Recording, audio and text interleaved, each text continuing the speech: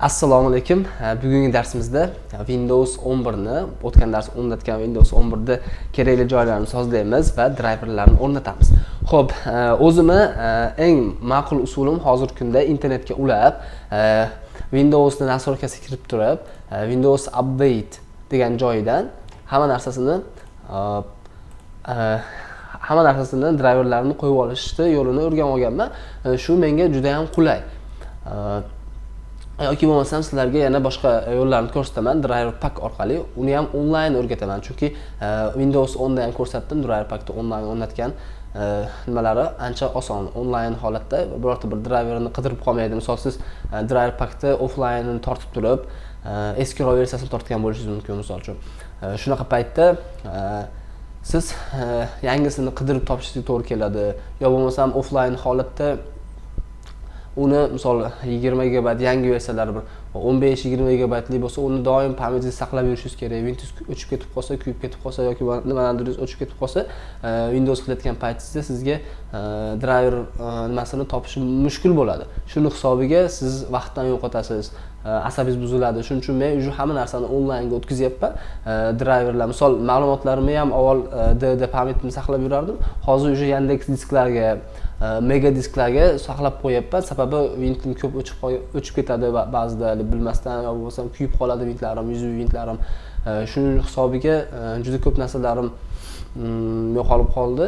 Shuning uchun sistemam уже onlaynga o'tkazyapman. Sizlarga ham shuni maslahat beraman. Har bitta narsani onlayn qilsanglar yaxshi bo'ladi, xudo xolasa. Birorta bir muammo chiqsa ham albatta internetga kirib turib, uni yozsanglar, albatta javobi chiqadi.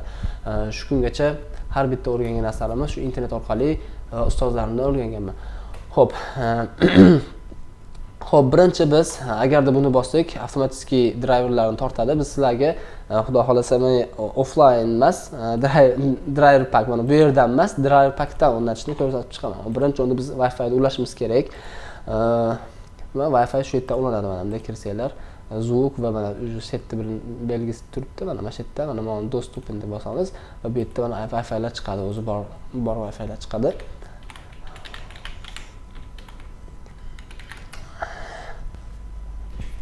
Ekranda o'zida zapis qilmayotganim sababi, men hali driver o'rnatmasdan turib, kerakli narsalarni nastroykalar qilmasdan turib, meni ekran zapis programmam ishlamaydi. Video kartani driverlarni o'rnatishim kerak. Keyin xudo xolasa hammasi ishlaydi. Bo'ldi, ulandi. Xo'p, bizga Yandex Browse turib tursin, bu kerak emas. Yandex Browse turib turaversin, korzinani bu yoqqa olamiz. Xo'p, pusk, hop. Yandex Browse'da uстановка qilamiz, mana. Internet ulandi, uстановить bosamiz. Yandex Browse orqali, ya'ni Yandex browser orqali driver pack online ni ko'rsataman sizlarga. Windows 11 ancha dizaynlari chiroyli chiqqan. Xo'p, mana Yandex ochildi. Endi bunisini o'chirib tashlasak ham bo'ladi. Uстановочный fayli bu yerda uстановка qilingan faylni nacho'ga. Xo'p, bu yerdan driver pack online deymiz. Pack online deymiz. Xo'p, mana kiradi. Kirsak, mana eng yangi versiyasi xudo xolasa bizga kerakli driverni nima qilamiz. Skachat driver pack deymiz. Bu juda ham oz hajmga ega bo'lgan nima fayl. Mana kirdik. Hozir tortadi. Xo'p, buni ustiga bitta bossak ham ochiladi. Mabodo yo'q bo'lib qolsa, pusk ni bosamiz, mo'y kompyuterga kiramiz, kirib turib загрузкаga o'tamiz. Загрузкада mana tushgan bo'ladi. Buni mishkani o'ng tarafini bosib turib, запустить imенно administrator orqali kirishimiz kerak. Ko'p programmalarni shu administrator orqali o'rnatsak yoki ochsak foydaliroq bo'ladi. Xo'p. Preyти rejim ekspertiga kiramiz. Ekspert rejimiga kirib turib, o'zimiz kerakli nimasini tanlab ishlaymiz, xudo xolasa. Xo'p, загружаем rejim eksperti, yuklanyapti, xudo xolasa. Xo'p. O'zi men driver packdan driverlarni o'rnatmayman. Anchadan beri o'rnatmay qo'yganman. Faqat shu Windows Update ichidagi nimasini bitta bosaman, o'zi hammasi kerakli narsalarni o'rnatib oladi. Men sizlarga prosta bilim uchun o'rgatib ketyapman mana. Agarda mana update'lar ishlamay qolsa demoqchiman. Xo'p, mana buni belgilaysizlar. Mana hammasini belgilab qo'ya olasizlar, o'ziga kerakligini o'rnatadi, kerak emasini o'chirib tashlaydi. Driver utility kerak emas, mana.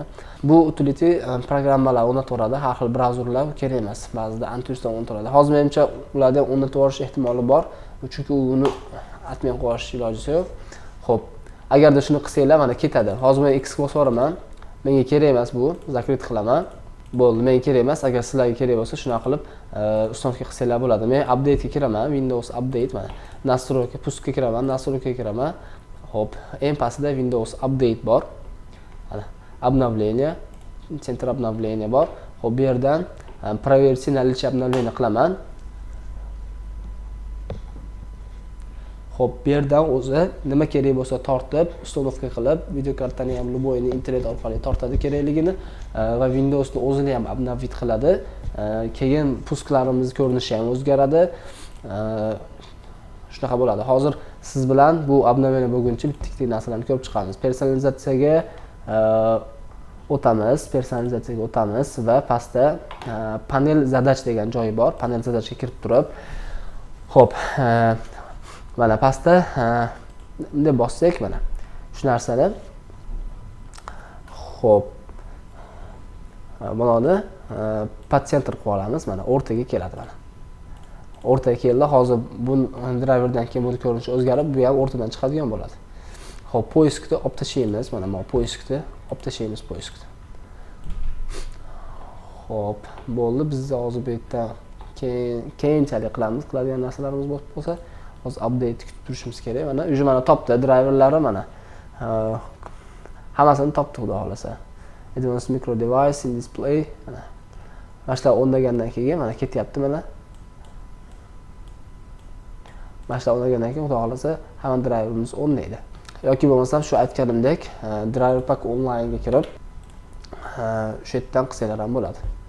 Hozir men personalizatsiyani men juda ham ko'p ko'rinishga e'tibor beraman. Ko'rinishi chiroyli bo'lsa, men maza qilib ishlayman. Shunga o'tkazamiz. Qora ekran juda menga yoqadi, qora tema. Sababi ko'zni charchatmaydi.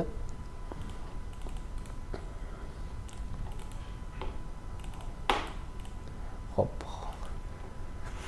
Yandex X ko'raveramiz. Hop, Yandex bitta olib tashlasak ham bo'ladi. Mana o'rtada puskimiz turibdi. Juda ham yoqimli, menga yoqadi. Hop, Windows update ga kiramiz. Hop, undan tashqari yana hozir driver tushguncha bittadan nastroykalarni to'g'rilashimiz kerak bo'ladi. Hop, bittadan nastroykalarni to'g'rilaymiz. Hop, birinchi pusk R ni bosamiz. Pusk R ni bosib turib, hop, bu yerdan ms config deymiz. ms config, mana ms config kirib turib OK bosamiz. OK bosganimizdan keyin mana bunaqa ekran chiqadi.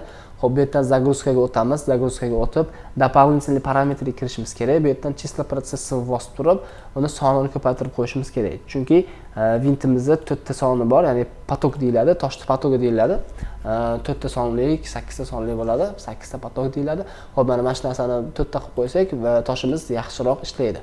Priminit qilamiz, службиga o'tamiz. Службиdan ne отображать службы Microsoft deymiz. Bizda shunda yaxshi ishlaydi xudo xolasa. Keyin avtozagruzkaga kiramiz. Avtozagruzkaga kirib turib, mana ba'zida ko'p programmalar o'rnagandan keyin Windows yonishiga avtomatik загрузка bo'lib ketib qoladi, ya'ni ishga tushib ketib qoladi. Mana shu narsani o'chirib qo'yishimiz kerak. Mana отключить qilamiz, buni ham отключить qilamiz.